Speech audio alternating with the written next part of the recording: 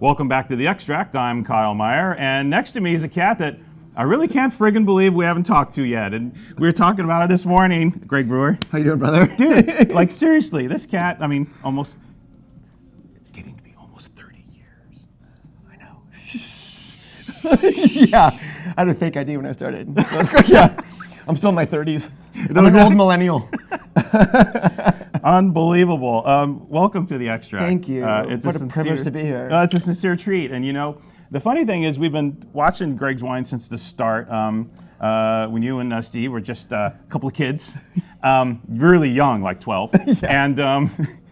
And I remember, God, there was some tasting, I don't know if it was the old Madavi Center out here or something like that, some fancy winemaker's gig, and you guys were in the corner, you had your Chardonnay, you had your sparkling wine, your ill-fated sparkling wine, and I just remember just being lit up from those very first releases. Thank you. Right, you know, when people catch fire, you know, and there's been a few folks like that in life, whether we're tasting Pax's stuff the first time, and family winemakers, like, who the this guy. Yeah. Same with like Mike Officer at Carlisle. He tastes the first stints from him. It was like, whoa. And it was the same with you guys. The first wines you had on the table was like, son of a bitch.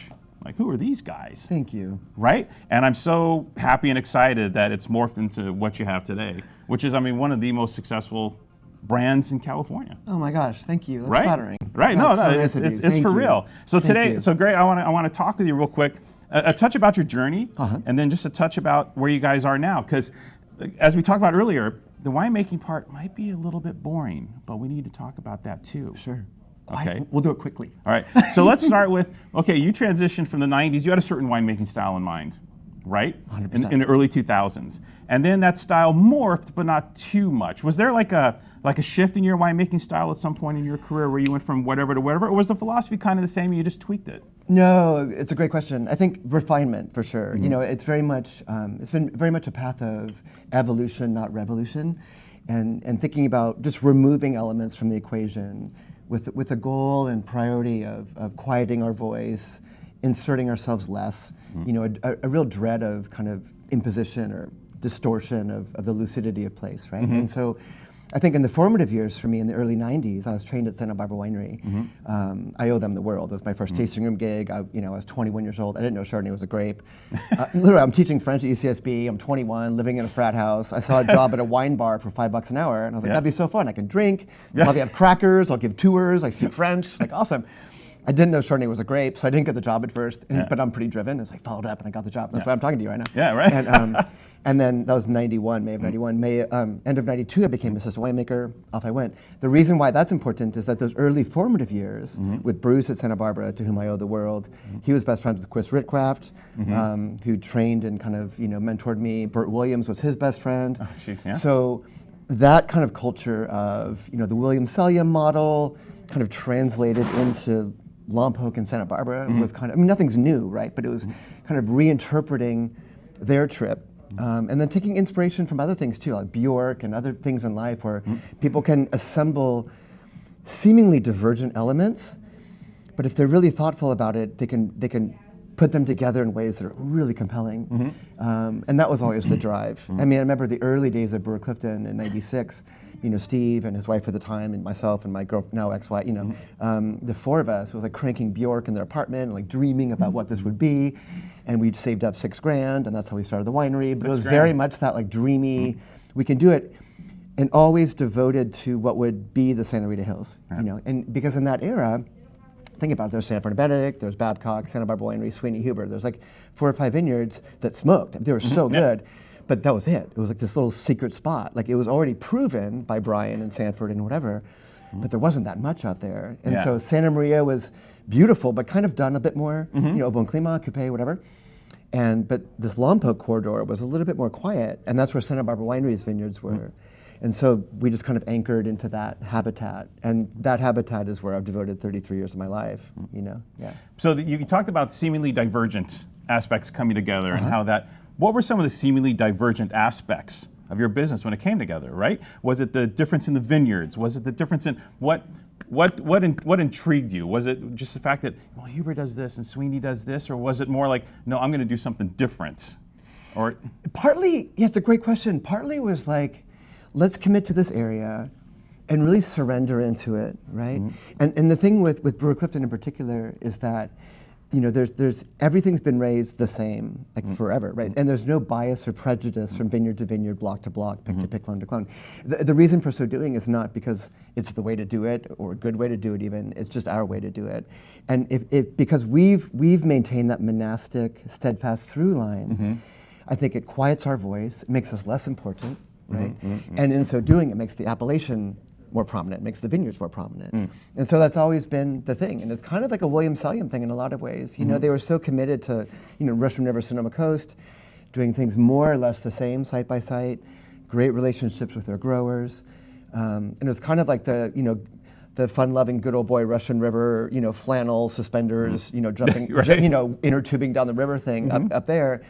Steve and I came in and it was more like 80s LA, eyeliner, Depeche Mode, GTIs on Sunset Boulevard thing. Yeah, right. But it was kind of the same mindset. It was just a different generation. Different generation, like we talked about earlier. Exactly. Every generation wanting to make its mark. Yeah, but also in our case, very, very, very mindful and respectful of what came before. Right. You know what I mean? It wasn't just like, oh, watch this, we're going to do it quote unquote better. It was more like, wow, that's so inspiring.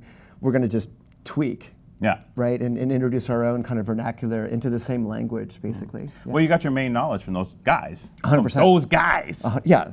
How right? crazy is that? You lucked into those guys. Who were so sweet. I'm 22 years old, like hanging out with Burt Williams. I mean, bananas. And you already know less is more.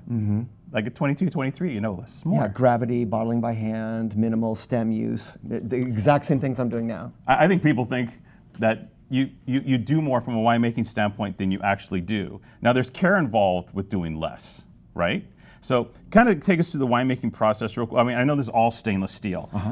This is about sourcing, blending, crafting your palate, this soupçon of vineyards to work with to create what you want to create. But when we get to here, when we get to the Chardonnay and Pinot from Brewer-Clifton, what is kind of the winemaking concept behind that? Well, it's really interesting. So in the case of Chardonnay for Brewer-Clifton, it's all about neutrality and negative space and subtraction, really. So, the fruit comes in, pressed, we pick at night. It's our own vineyards now, our own, tight little team. We're very intimate and kind of, synchronous together. Comes in, pressed, up to tank, chill it overnight, gravity down to barrels. They're super old. They're 10 to 25 years old, the barrels, void of any flavor. And there's sentimentality with that. I've got nothing against New Oak, nothing against any style and aesthetic. It's great. For us, the neutrality resonates. And when you're with something like objects that you've been around forever, like picture like a chef with old knives, guitarists with an old guitar, like it's sentimental. Like and these barrels have been in my life forever. It's kind of cool. It sounds cheesy, but it's cool. All names. Esther, hey. Yeah, you're not behaving. But in all seriousness, and that's it. So there's no disturbance of the lees, really no mallow to speak of. That's it. I mean, it's like it's very elementary. It's very barbaric. It's just gravity, and it ferments in an old barrel, and it gets bottled 10 months later. It's not a big deal, and that's it, really. In the case of Pinot Noir, something here that's always been our aesthetic is stem use, right? So we've always been a whole cluster house, and for us, Santa Rita Hills, which I learned from Bruce and Chris and Bert. And for us, Santa Rita has a tendency and inclination to be really generous with fruit. And I'm sure there's beautiful Pinots here from colleagues that are destemmed and lush and dark and dramatic, and that's amazing. With stem use for us, it corsets that, it frames that curvature of fruit, makes it a bit more stern, a little botanical lift, a tea-like kind of thing. And that's always been our aesthetic as well. So, but there too, think how primitive that is. There's barely any electricity, right? The fruit comes in, it ferments in these 4x4 stainless bins. We have 130 of them. They're stomped at first. I mean, it's like Tarzan Jane, water, fire. I mean, it's stomped. We're careful, right? It's not like, oh yeah, whatever. I mean, we're careful, right? And it's basic, right? Long time in fermenter, pressed down to really old barrels. 10 minutes later, it gets put together and bottled. It's very simplistic. And I think part of the outcome of the wines, the three projects here, the through line is that that's kind of surrender, vulnerability, trust falling into the appellation, and also the primitive approach is really it keeps the wines primary for me. Like there's a lot of times when especially the Pinot, when I smell Santa Rita Pinot, yes, it smells like Santa Rita Pinot, like I've been there my whole life, but it reminds me of like being a kid visiting my dad on the East Coast and like wild berry bushes in Connecticut. There's something like primal about whole cluster use and things where, you're kind of just allowing, it sounds cheesy and maybe it's overstated, but like you're just allowing nature to be it, without tweaking or morphing or fine tuning. It's just like it's a more raw representation. Have you always been up and down or open about the use, the amount of whole cluster you use? Does it vary year to year, or are you a bit like? Not really much. Yeah. So at the beginning, sorry, I interrupted a little. Sorry, but we at the beginning it was dogmatic. Like we're 100%. We're not going to use it. Exactly. That's my point. Yeah. It's like, and some backfired. So note to self, that's not always the best call. Right. So yeah, there's some wines in the late '90s that we won't talk about right now that were less successful. A little green, a little weird. The color was a little messed up.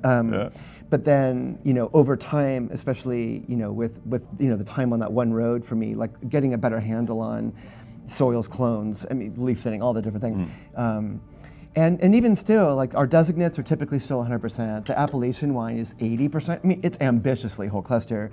Dude, that's a lot. It's a lot for a wine like this. And but there are times where, if it's like a wind-beaten hillside, the clusters get kind of beaten up, and you've got like a big stem and a few berries. Like that doesn't work so well. I used to think like, oh, it'll be intense, it'll work. It doesn't.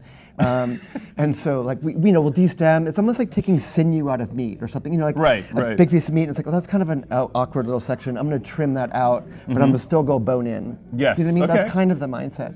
And then academically too, like we always do some runs, like just for teams, or you come up and visit, whatever, like, same pick, same everything, but 0, third, half, all whole cluster, just to demonstrate how stems kind of corset and lift and frame, like searing a piece of ahi or something. I love being able to share that with people educationally. Dork question. We ask occasional dork questions. In the vineyard, do you do anything different in the vineyard with regards to that whole cluster philosophy, right? Like, it's always towards the grapes, but if you're going all in, what do you do in the vineyard to impact that or create the lignitification that you need, or the mojo that you need for these stems? Because all of a sudden it becomes part of the whole process 100%, now. yeah. It's a big part. Yeah. So in the vineyard, is there anything you do to amplify that? Or Everything. Everything. Yeah, so it's, again, the site, the soil, the clones. The two clones on which we relied the most at Brewer-Clifton, one's 37 from Mary Edwards. She's amazing, and she hooked me up with her wood. And then 459 from the Jura. And they're both big, nice, healthy clones. And they hold stems well, and the morphology is good. And so that's part of it. Leaf thinning's key. So right when the fruit sets, we take all the leaves out of the fruit zone to get all the airflow, the sun penetration on those stems. We use really sharp shears to sever, when we're picking. The fruit comes into us at night. It goes into a refrigerator. It's about as big as this space, a little bit bigger, at 30 degrees for the severance of the stem to lignify, like a scab. Like if I got a flower from outside and brought it to you, it you think about it, it tears at first, right? And the tearing of that stem is green. So if you can cauterize that, so to speak, that's helpful. It delves in the details, but also you need, for us, our dialect with stems is about like rich, generous, curvy fruit. Like framed in, and our goal is to have wines that. Because you don't pick early, you're not a skeletal picker. You pick it's at really pretty good ambitious. maturity. Yeah, it's pretty ambitious because we want the fruit almost too much, because the stems are going to rein it in. Yeah, and hopefully the stems are like an X factor. Whoa, what's going on in that wine? A little something that's harder to pinpoint. And there's another aesthetic of stem use, which is also beautifully attractive. And if you do pick earlier. The fruit's a little bingier, it's a little like sassier. The stem voice is a bit more resinous, a little more pine needle-y, almost like a Christmas wreath in some ways. It's very pleasant and spearminty a little. That's not really what we're after so much. It can be awesome, I'm not hating on that, but it's ours is kind of more like, to the point where without the stems, the wine might be a little too come hither. Might be, but we know that the stems are going to be there to cinch it back. Yeah.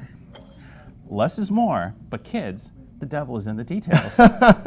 So don't do nothing. Don't do shit. Right? Do nothing, but do it carefully. With a lot of care and attention. Very specifically. But you think about it. Think about so many things in life. You see it in music, art, fashion, food. Right? Yeah, for sure. Over time and in the arc of someone's career, with a lot of frequency, it's about removal and really identifying what's important and really honing in on those components. Right. So, at first in any line of work, like I want to prove something, guitars, crazy guitar solos and stuff. But then you realize, wow, I don't need all those notes. They're distractive. The notes I know are going to really make this hit are these. And those songs that we can all play in our heads, whatever genre of music turns us on, they're very simplistic frequently. You know what I mean? It's like these very simple things, but they're like those haunting songs that just are those songs. Jerry Garcia noodling does not work with the Rolling Stones. Right? I mean, it's kind of what you're saying, you know? Yeah. Yeah. Yeah, and you want The thing about like West Side hip hop stuff, like Dr. Dre, like Yeah. ding ding ding, it's almost like nursery rhyme simplicity. Yeah, exactly. But it's so like you hear ding ding, ding and you're like, oh, that's that. Yeah. And you're transported. Yeah. You know, because those notes, that tone, everything mattered. The devil's in the details. Yeah. Yeah. You know, what's amazing, we're going to wrap this up pretty quick, but, you know, what's amazing is, you know, I've talked to a lot of other winemakers, and funny enough, there's not a ton of winemakers working this way. It's almost like people have like, it's almost like, no, that's Greg's way, right? I have this feeling in the valley that, and it works. The wines are brilliant. They're delicious, they're yummy, nice. they're stemmy, they get wonderful press, and what's amazing is I taste a lot of Santa Rita Hills wine, and I don't, to me I'd be like, oh yeah, that. But it's almost like hands off Greg's style throughout the valley, or everyone's kind of making their own way, but man, this shit's good. Oh, thank you. Right, so the funny thing is, it's almost like you have your mojo, Right. and it's almost like other cats are kind of like, I'm gonna stay away from the Don's gig, you know? Or like he's not that good. I can do better. No, or they're all going, shit sucks. Yeah, here's what not to do. I'm gonna pick a 12. I'm gonna pick a 12.5 and Yeah, run. no, I mean, you're not. I think one thing that, you know, reflecting back over these 30 years, one thing that I am prideful of is we've maintained that point of view, right? And there have been times You stuck to your guns. Yeah, there have been times we've been belle of the ball, times we've been like backstabbed and thrown out of the bus. No, it's fine, and it'll probably happen again, right? Right. But like we have maintained that, and I love, you know, some of my dearest friends, colleagues in the neighborhood, Brian Babcock, Matt Dees. I mean, those people that are like my dearest friends. Yeah. Some of the biggest compliments they've ever shared is like, dude, in blind tastings or whatever, I can pick out your wines no matter what. And they're like, you don't do anything. Like you don't do anything. It's so effing basic. There's just nothing. But like, I know. Blind, they're like, I would like throw money on the table and be like, oh, that's BC Shard. Yes. And that's cool to me that there's that marker, because think about those other producers. All these wines are beautiful, right? And I've always been not only chasing, but I've always been really inspired by those wines where it's like, well, you know that wine. Yeah. Like Ravenot Chablis. I mean, those wines where it's like they've hit, whatever it is, whatever they do, there's that hook. Their where you're tweak, like, whoa, yeah. that's this deviant X factor, wabi sabi. Yep. Something's going on that's a little bit off kilter, but done just subtly enough. Right. That it's just, there's a hook and there's an identity and there's a thumbprint, you know, without being a thumbprint. You know what I mean? With like a neutral thumbprint. It sounds contradictory, but you know I'm gonna. I know exactly what. Well, that's why I posed the question. Yeah. There's a lot of neutral thumbprints on this table. A lot of negative space. A lot of quietness. Deliberate quietness. Deliberate pauses in conversation. All right, we got to cut this short because of all you with your short attention spans out there. But Greg, this was a hoot, dude, and genuinely from the start, have always loved your wines. You're so kind. And Thank you. and love you flying the flag for Santa Rita Hills. Love you flying the flag for Santa Barbara County, and in a way that is very digestible. Thank you. Thank you. Thanks for having me. Yeah, It was you got it, fun. brother. Awesome. Thanks, guys. This guy. Less is more. Devil is in the details.